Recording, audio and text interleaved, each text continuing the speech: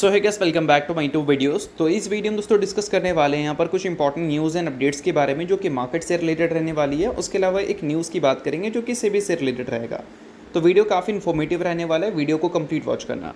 But उससे पहले channel को सब्सक्राइब कर लो और बेल आइकन को प्रेस कर लो। और सेबी रजिस्टर्ड टेलीग्राम चैनल को अगर आपने अभी तक ज्वाइन नहीं किया है तो ज्वाइन कर सकते हैं, लिंक डिस्क्रिप्शन में है। उसके अलावा दोस्तों एक डिस्क्लेमर भी है, जो भी न्यूज़ एंड अपडेट्स हम लोग कवर करेंगे वो सारी न्यूज़ एंड अपडेट सिर्फ और सिर्फ एजुकेशन पर्पज़ के लिए, किसी भी तरह का रिकमेंडेशन नहीं है। तो आप खुद का रिसर्च और एनालिसिस भी कर सकते हैं। तो चलिए अब वीडियो की शुरुआत करते हैं। सबसे पहले बात करते हैं मार्केट के बारे में। सो आज के दिन देखोगे तो सेंसेक्स और निफ्टी दोनों आपको क्रैक होता हुआ दिखा, जैसा हमें कल के दिन देखने को मिला था। अब देखा जाए तो कल के मुकाबले आज का दिन का जो परफॉर्मेंस था वो थोड़ा सा बेटर है, बट गिरावट तो हमें ज़रूर देखने को मिली। अब गिरावट के इफेक्ट की बात करें तो वो बोल सकते हैं यूएस का 50% का टैरिफ है, जो कि कल के दिन से ही इंडिया में इम्प्लीमेंट हो चुका है। अब दोस्तों ये जो सारी चीज़ें हैं, इन सारी चीज़ों के बाद सबसे इंपॉर्टेंट क्वेश्चन ये पुटअप होता है कि कौन कौन से सेक्टर हैं जिसको डायरेक्टली इम्पैक्ट इस टैरिफ की वजह से हो सकता है। तो देखो दोस्तों, इंडिया की अगर हम बात करें, इंडिया और यूएस के बीच में जो भी ट्रेड्स हमें देखने को मिलते थे उसमें हम सरप्लस में थे। तो नो डाउट इम्पैक्ट तो हमें देखने को मिलेगा, बट देखना ये पड़ेगा कि वो इम्पैक्ट हमारे जीडीपी का कितना है। ठीक है, अगर ज़्यादा है तो काफ़ी बड़ी नेगेटिव पॉइंट है ये, और कम है तो चलो हम उस चीज़ को इग्नोर कर कहीं और से भी बिजनेस ढूंढ सकते हैं। बट सबसे पहले बात कर लेते हैं कि कौन सा सेक्टर इस टैरिफ की वजह से डैमेज हो सकता है। तो देखो दोस्तों, सबसे पहले यहाँ पर मेंशन है एक आर्टिकल में कि टेक्सटाइल सेक्टर की अगर हम बात करें तो यूएस में हमारा काफ़ी अच्छा प्रेजेंस है, क्योंकि अगर हम यूएस मार्केट की बात करें तो उसका 15% इंडियन टेक्सटाइल के थ्रू ही आता है। यानी कि हमारा जो टेक्सटाइल वहाँ एक्सपोर्ट होता है वो यूएस मार्केट का टोटल का 15% है। और ये मार्केट डैमेज हो सकता है। डैमेज मतलब क्या है, इसमें मतलब थोड़ी सी स्लो डाउन हमें विटनेस करने को मिल सकती है, क्योंकि 50% की टैरिफ है भाई।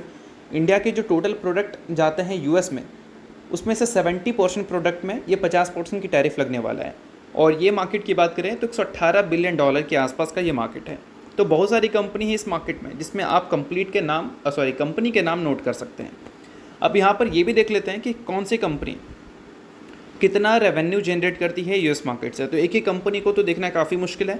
तो यहाँ पर एक एवरेज मेंशन कर दिया गया है, 25% से लेकर 70% इनका जो टॉप लाइन है यानी कि रेवेन्यू वो यूएस मार्केट से आता है।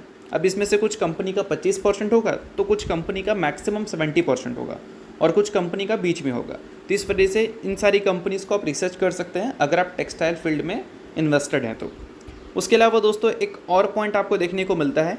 दोस्तों वीडियो में आगे बढ़ने से पहले बात कर लेते हैं एक सेबी रजिस्टर्ड टेलीग्राम चैनल के बारे में, जिसका रजिस्ट्रेशन नंबर आप यहाँ पर नोट डाउन कर सकते हैं।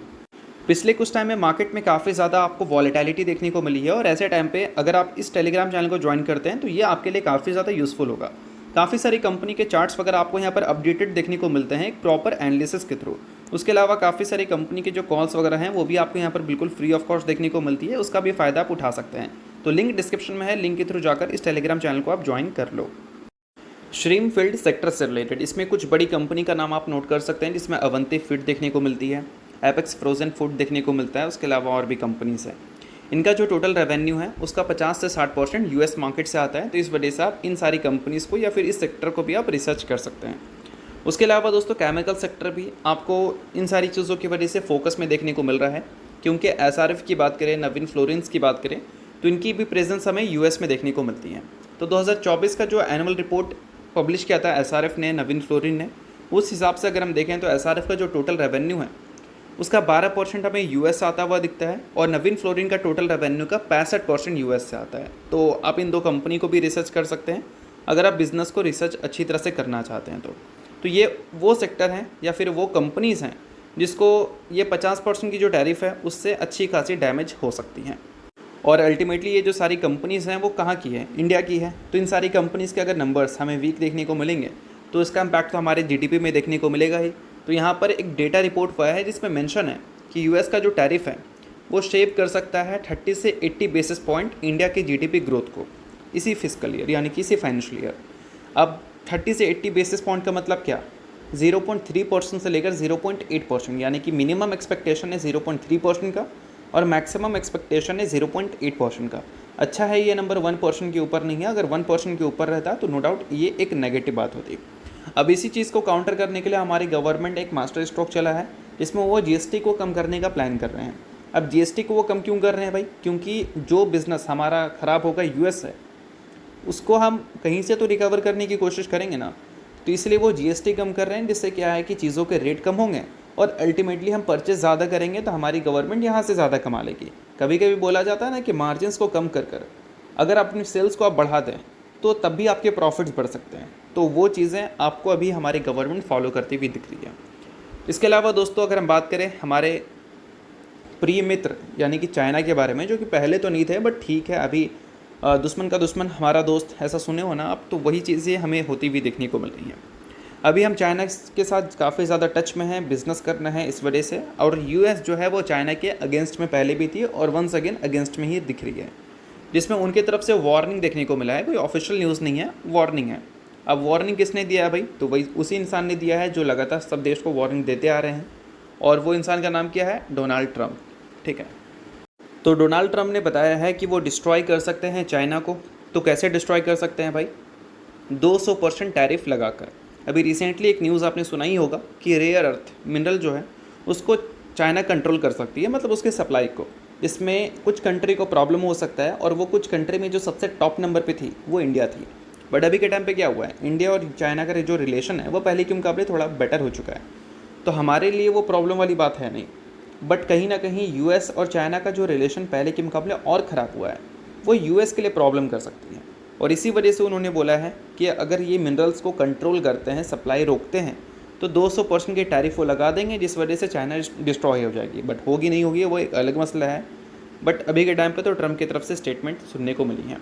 अब अगर यूएस इतने स्टेटमेंट्स दे रहे हैं तो यूएस की भी थोड़ी बात कर लेते हैं कि उसका हाल फिलहाल क्या है।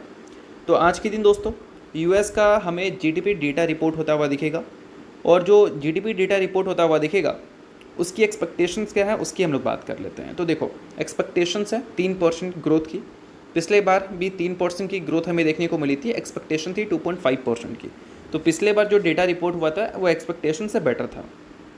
बट अब हमें जो अगस्त महीने का डेटा रिपोर्ट होता हुआ दिखेगा वो अगर एक्सपेक्टेशन से बेटर रहा तो ठीक है, अगर एक्सपेक्टेशन से ख़राब रहा तो फिर थोड़ा सा इस चीज़ को लेकर चर्चे हमें देखने को मिलेंगे। किसके तरफ से? फेड के तरफ से। इस चीज़ को थोड़ा ध्यान में रखना। और इन सारी चीज़ों के बाद दोस्तों अगर हम बात करें इंडिया से रिलेटेड एक और न्यूज़ के बारे में, तो वो हमें ये देखने को मिल रही है, EY रिपोर्ट की तरफ से एक स्टेटमेंट आया है कि इंडिया जो है 2038 तक PPP टर्म के हिसाब से अगर हम देखें तो सेकेंड लार्जेस्ट इकोनॉमी बन जाएगी। अब आपको ज़्यादा खुश होने की ज़रूरत नहीं है, मैं थोड़ा सा आपको क्लियर कर देता हूँ। देखो, PPP का मतलब क्या होता है? परचेस पावर पैरिटी, और इसमें जो सबसे ऊपर है वो चाइना है, ना कि यूएस। मतलब अगर हम PPP टर्म के हिसाब से अगर हम देखें कौन सबसे बड़ी इकोनॉमी है, तो वहाँ पर यूएस नहीं आती है, वहाँ पर चाइना आती है। सेकंड नंबर पे यूएस आता है और तीसरे नंबर पे हमारा इंडिया आता है। तो 2038 तक यहाँ पर बताया जा रहा है कि PPP के टर्म पे इंडिया जो है सेकेंड लार्जेस्ट इकोनॉमी बन सकती है। इस चीज़ को थोड़ा क्लियर कर लो। आई होप आपको ये चीज़ें अच्छी तरह से समझ आ गई होंगी। उसके अलावा दोस्तों बात करते हैं अब कुछ इंपॉर्टेंट न्यूज़ के बारे में, जो कि बोल सकते हैं सेबी से रिलेटेड है। तो सेबी दोस्तों बोल सकते हैं एक नॉर्म लाने वाला है रिलैक्सेशन के लिए, बोल सकते हैं हम ऐसे। और उस वजह से क्या है कि HDFC और ICICI बैंक जो है उसमें $1 बिलियन के आसपास की सेल रिस्क हमें देखने को मिल सकती है। अब ये एग्जैक्ट है क्या, उसको मैं थोड़ा सा आपको डिटेल में समझा देता हूँ। तो देखो, अभी हाल ही में क्या हुआ था कि जैन स्टेट के ऊपर एलिगेशन लगी थी ना कि उन्होंने बैंक निफ्टी को मैनिपुलेट किया है, और इस वजह से उन्होंने कई हज़ार करोड़ कमा लिया। और बैंक निफ्टी को वो मैनिपुलेट कैसे कर पाए होंगे? बैंक निफ्टी की जो टॉप कंपनीज़ हैं उनके ज़रिए।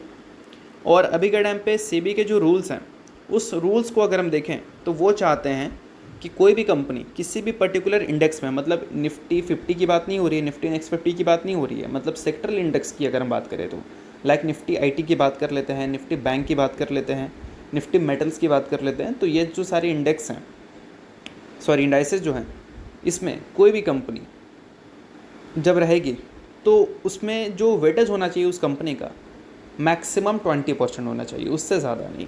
और अभी के टाइम पे अगर हम HDFC बैंक की बात करें तो टोटल वेटेज कितना है? 29%। तो इसको वो कम कर 20% पे लाना चाहते हैं। ICICI बैंक का 26.47% वेटेज है, उसको भी वो 20% तक लाना चाहते हैं। और देखो, मैं बता देना चाहूँगा, अगर बैंक निफ्टी को हिलाना है, ज़्यादा कुछ नहीं करना है आपको। अगर आप HDFC बैंक और ICICI बैंक को हिला दोगे, चाहे गिरा दो या फिर ऊपर कर दो, उस बेसिस पे आप पूरा बैंक निफ्टी को ही मूव कर सकते हो, क्योंकि इन दोनों का ही कंप्लीट वेटेज जो है वो 50% से ज़्यादा है। बट सेबी के हिसाब से अब कोई भी सेक्टरल इंडेक्स जो हमें देखने को मिलेगा, उसमें जो टॉप 3 कंपनीज़ होंगी उसका मैक्सिमम वेटेज 45% तक होना चाहिए, उससे ज़्यादा नहीं होना चाहिए। मतलब अगर उन टॉप कंपनीज़ को आप हिला भी देते हो तो भी ज़रूरी नहीं है कि आप उन सेक्टर को ही हिला दो या फिर उन सेक्टर के इंडेक्सेस को हिला दो, ठीक है। तो इस चीज़ को थोड़ा सेबी ने क्लियर किया है। और क्यों ऐसा किया है भाई उन्होंने, क्योंकि मैनिपुलेशन जो है उसको कम किया जाए। तो अल्टीमेटली ये एक तरह से देखा जाए तो जैन स्ट्रीट ने जो बोल सकते हैं एक हिंट दिया था कि ऐसे हम मैनिपुलेशन कर सकते हैं किसी भी इंडेक्स में, तो उस चीज़ को काउंटर किया है सेबी ने अपने न्यू नॉर्म्स की वजह से। अब देखो इसके बाद और भी काफ़ी सारे प्रोसेस होंगी, इंप्लीमेंट करने में टाइम लगेगा। बट अभी के टाइम पे जो सेबी की तरफ से चीज़ें हमें सुनने को मिल रही हैं वो हमने आपको बताया है। तो आई होप आपको ये सारी चीज़ें अच्छी तरह से समझ आ गई होंगी। होप करता हूँ ये वीडियो आपको अच्छा लगा होगा। लाइक कीजिए, पहली बार सब्सक्राइब कीजिए। वीडियो के लिए बहुत बहुत शुक्रिया।